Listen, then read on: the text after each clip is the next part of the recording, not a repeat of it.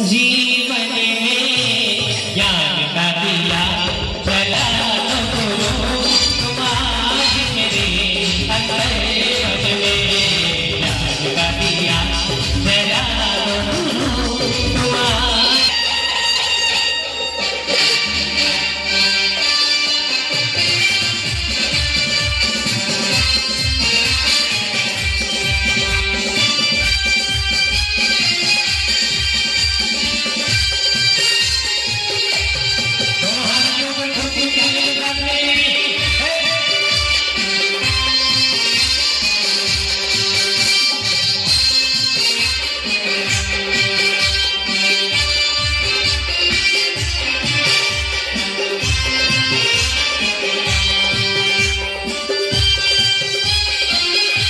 श्रेयांश अपनी प्रीत पटरानी के साथ भगवान के दिव्य समोषण में पधारते हैं। चारों दिशाओं में विराजमान देवादिदेव भगवान के दर्शन करते हैं, उनके चरणों में अर्घ्य समर्पण करते हैं। उदक के चंदन कंदुल पुष्प कई चरण दीप सुधोक सलागते कमल मंगल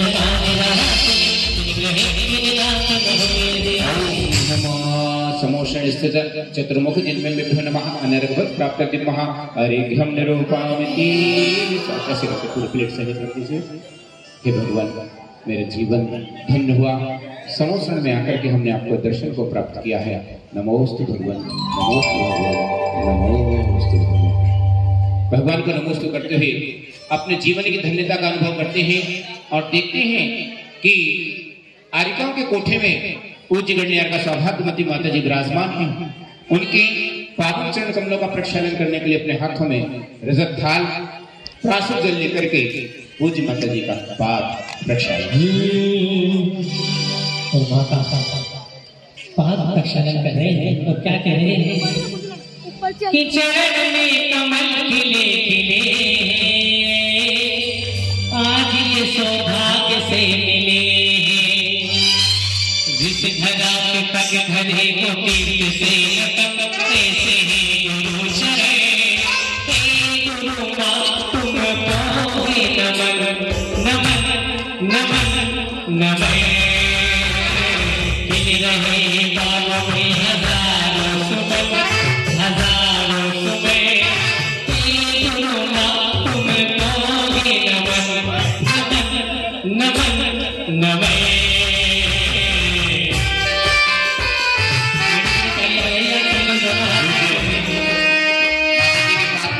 साथ उनके चरण कमलों की वंदना करते हैं। 8 द्रव्यों से सजा कर थाल लाया हूँ, 8 कर्मों से हुआ बेहाल आया हूँ। वेद जो आवागमन संसार से गुरु माँ, हो यही आशीष हम अनुदान हो गुरु माँ। तीनों लोगों से अर्घ तुम्हें अर्पण है अर्पण है। तुम जैसा मुझे को करते पूजन है। माता जी के चरणों में नमन चरणों में नमन। तुम जैसा बनने को करते पूजन है। ओ परमेश्वर विधि शीघ्र न्यासी सौभाग्यवती माता चरण कमले नमः अर्घ्यम निरूपामिति। चरण कमलों की पूजन करने के साथ अपने मस्तक पर मां जिनवाणी लेकर के पूज्य माता जी के कर कमलों में जिनवाणी बैठे। जिनवाणी जय मैया। आइए माँ के चरणों माँ के कर कमलों में जिनवाणी भेंट करें। हरे जगम्बे जिनवाणी का वास हो, तेरी ममता की छाँव में मेरी सुबह शाम हो। हरे जगम्बे जिनवाणी का वास हो, तेरी ममता की छाँव में मेरी सुबह शाम हो। सौभाग्यवती माता जी कर कमले नमः इदं जिनवाणी मां समर्पयामि। बोली बादशाह जिनवाणी माता की वंदन माता जी। पूज्य माता जी के कर कमलों में मां जिनवाणी भेंट करने के साथ महाराजा श्रेयांश के मन में एक जिज्ञासा आती है और वे प्रश्न का निवेदन माता जी के चरणों में करते हैं।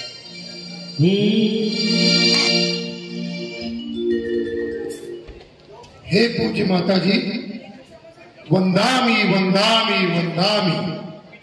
हे पूज्य माता जी, हमने आज जो घट यात्रा ध्वजारोहण किया है उसका क्या फल होता है बताने की कृपा करे गुरु मां। वंदामी। पूज्य माता जी के चरणों में अपने प्रश्न को निवेदन करने के साथ वे राजा श्रेयांश समूषण में अपना स्थान ग्रहण करते हैं, बैठ जाए वहीं पर। और इसके साथ प्रारंभ होती है ओंकारमयी दिव्य देशना।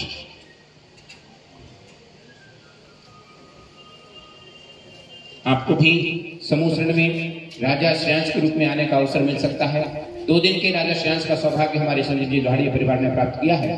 इसके उपरांत बोली के माध्यम से उन पात्रों का चयन करेंगे जो समूषण में आकर के माता जी का पाद प्रक्षालन, जिनवाणी भेंट, अर्घ्य समर्पण करते हुए दिव्य देशना को समूषण में सबसे समीप बैठ करके सुनने के सौभाग्य को प्राप्त करेंगे। प्रारंभ होती है ओंकारमयी दिव्य देशना।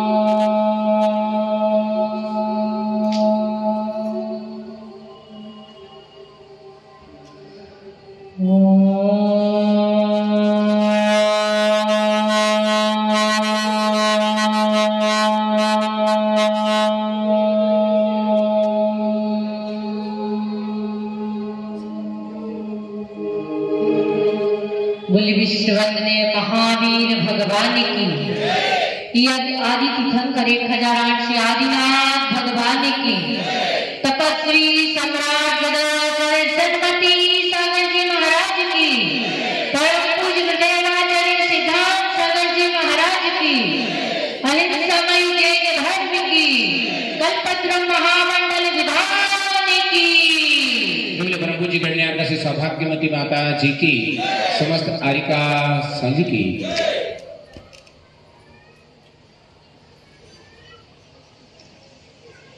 हे राजा श्रेयांश, हे महाभाग, बहुत पुण्यशाली जीव हुआ करता है जो भगवान का मुख्य श्रोता बन करके भगवान के समक्ष बैठ करके प्रश्न पूछने का सौभाग्य प्राप्त करता है। हे महाभाग, अति उत्तम प्रश्न आपने किया है। हम जब भी कोई अनुष्ठान करते हैं, जब भी कोई आयोजन करते हैं, उस आयोजन के पूर्व हम घट यात्रा किया करते हैं।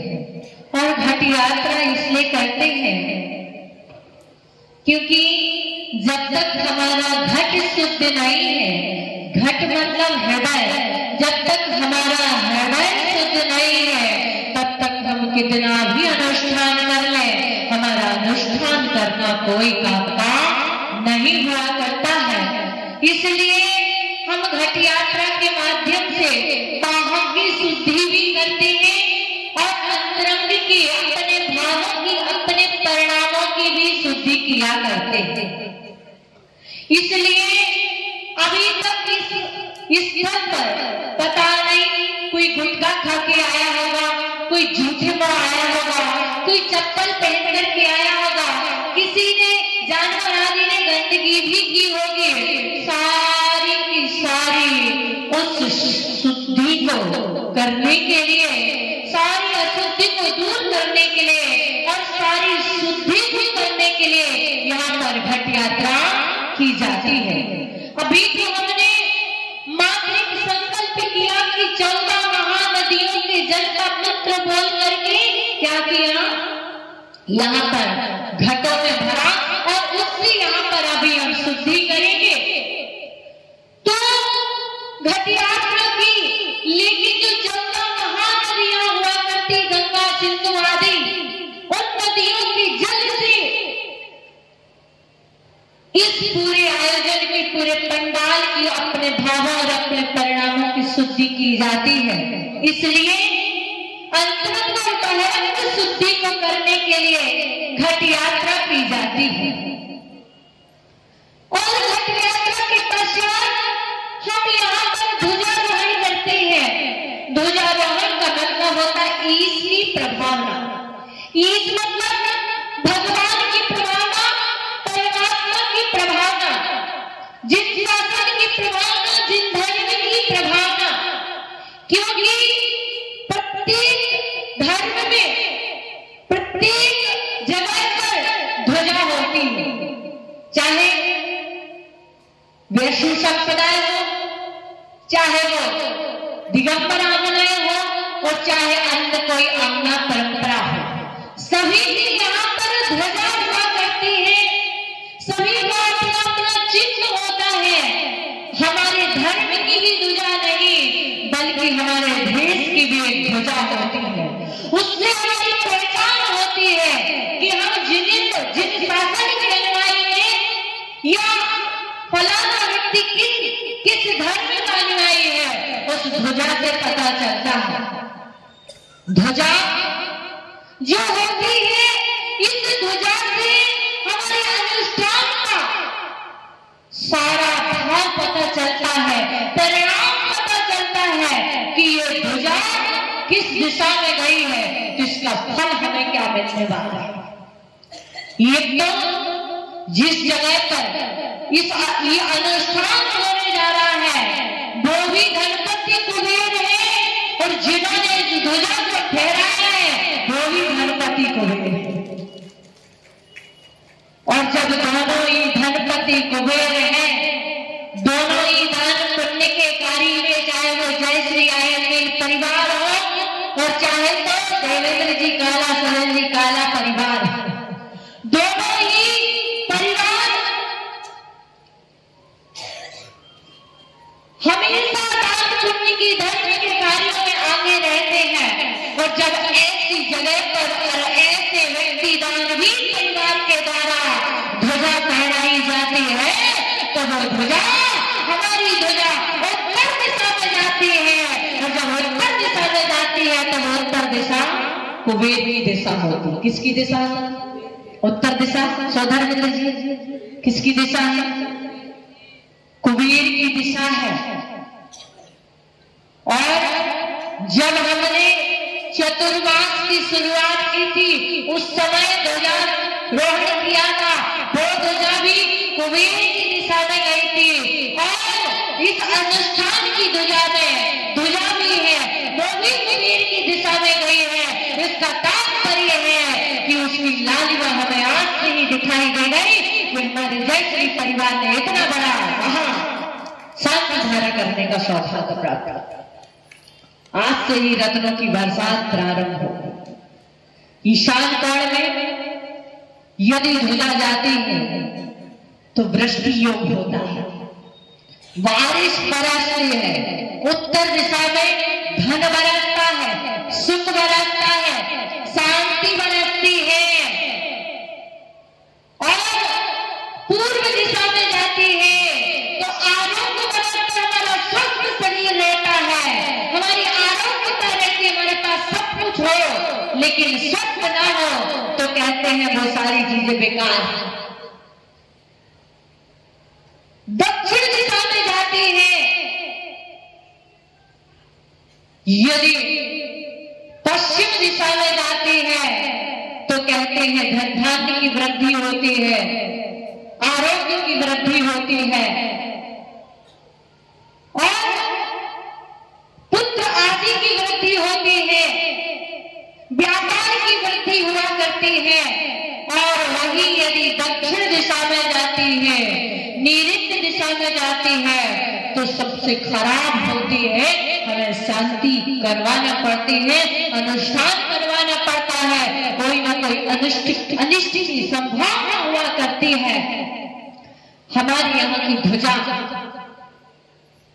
उत्तम दिशा में जाकर के फेरी है, इसलिए हमारा अनुष्ठान भी उत्तम होगा और सारे विधान में बैठने वाले सभी जीवों के लिए सुख की, शांति की, धन की और सभी चीजों की सुख, शांति, समृद्धि की वृद्धि का संकेत।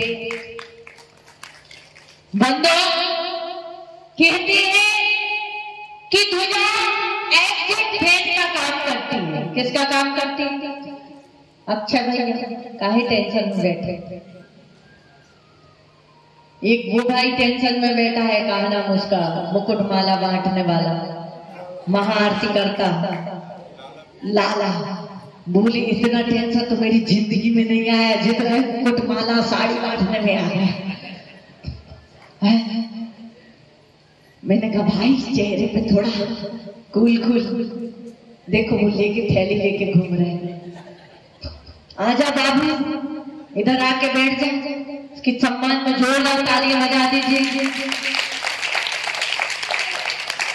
हम यहाँ अनुष्ठान करते हैं, ध्वजा जो होती है एग्जिट फैन का काम करती है, एग्जिट फैन का काम करती है। एग्जिट फैन देखा आपने सबके घरों में होगा, बाहर की अंदर की जितनी भी प्रदूषित वायु होती है, गर्माहट होती है, उसको बाहर फेंकता है और अंदर की शुद्ध वायु को अंदर लाता है। एग्जिट फैन की तरह ये ध्वजा होती है, सिद्धों की ऊर्जा को खींचने वाली। संदीप भैया सिद्ध शिला यहाँ से 7 राजू ऊंचे, सिद्ध शिला यहाँ से 7 राजू ऊंचे और एक राजू बहुत ऊंचा है, फिर 7 राजू ऊंचे की ऊर्जा को यहाँ तक लाना है। कैसे संभव है? प्रश्न हो सकता है कि सिद्धों की ऊर्जा यहाँ तक कैसे आएगी?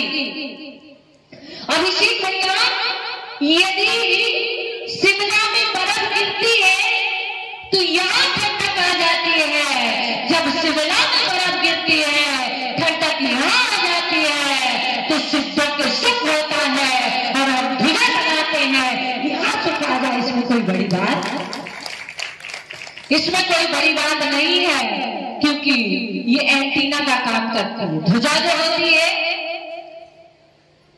प्रतीक भैया एंटीना का काम करती है। मुंबई में, दिल्ली में प्रसारण हो रहा है और यहाँ पर दिखाई देता है। पहले देखा, पहले एंटीना होता था, क्या होता था? और यदि एंटीना हिलता था तो पिक्चर कैसी आती थी? धुंधली धुंधली, सबको पता है ना। कई बार तो यदि बीवी को पिक्चर दिखानी अच्छे से तो पति लोग एंटीना पकड़ के रखते थे हिले में।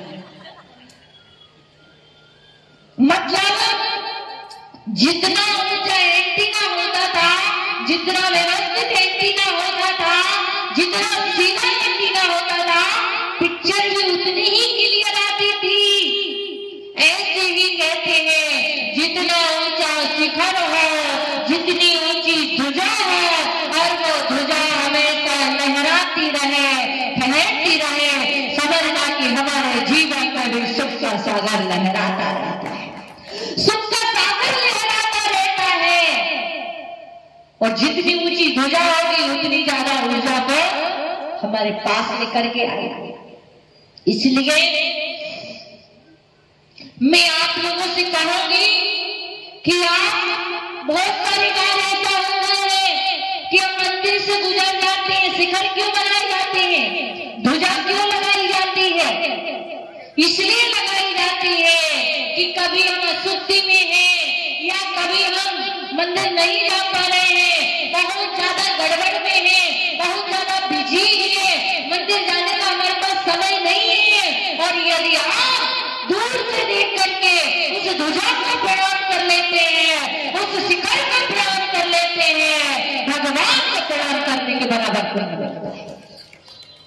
इसलिए जब कभी मंदिर के पास से निकलो या मंदिर की कहीं पर शिखर दिखे, आप देखना जब शिखर जी जाते हैं ना तो 5-7 की टोक दिखाई देती है, वहीं से हम जयकारा लगाना प्रारंभ कर देते हैं, वहीं से प्रणाम करना एक उत्साह भर जाता है। क्यों?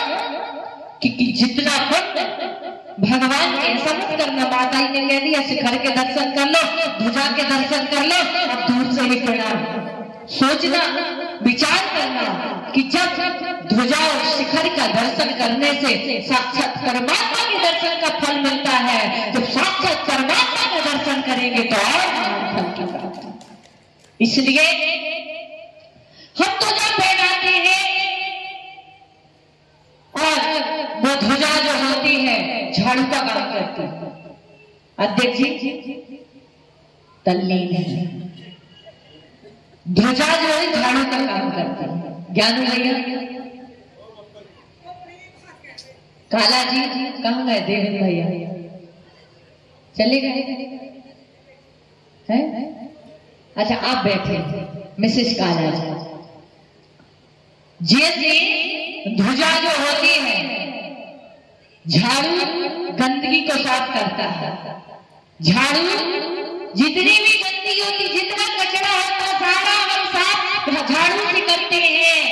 ऐसे ही यहाँ पर कोई झूठे मुंह भी आ सकता है, कोई पान खा के भी आ सकता है, और कोई बिस्किट चॉकलेट बच्चे आदि हो बिस्किट चॉकलेट खा के भी आ सकते हैं, और कोई अशुद्ध वस्तु में भी आ सकता है।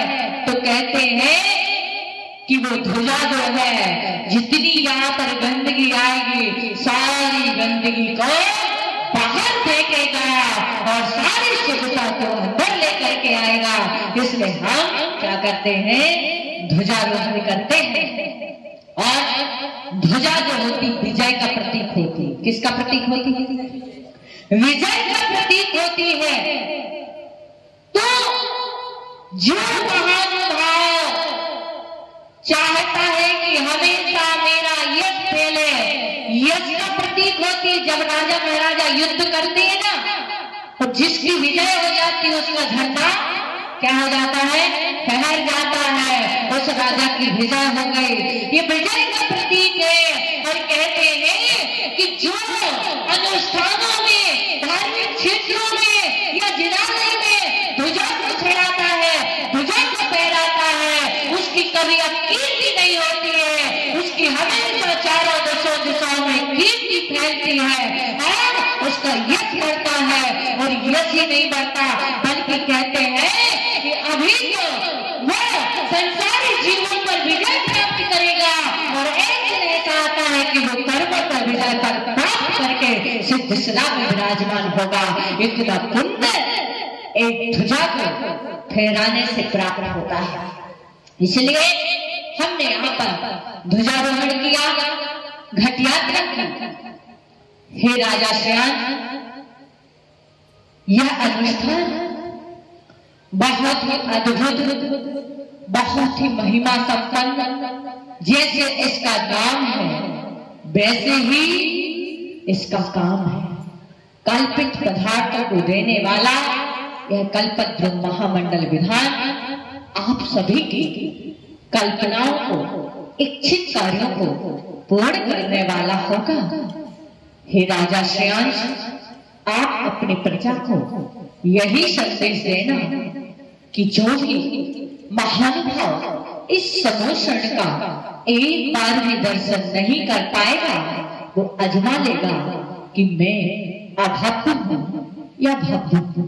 यदि जिसने इस समोषण में आकर के दर्शन कर लिया, अर्घ समर्पित कर लिया, तो समझना कि मुझे कोई केवल ज्ञानी के पास जाने की जरूरत नहीं है।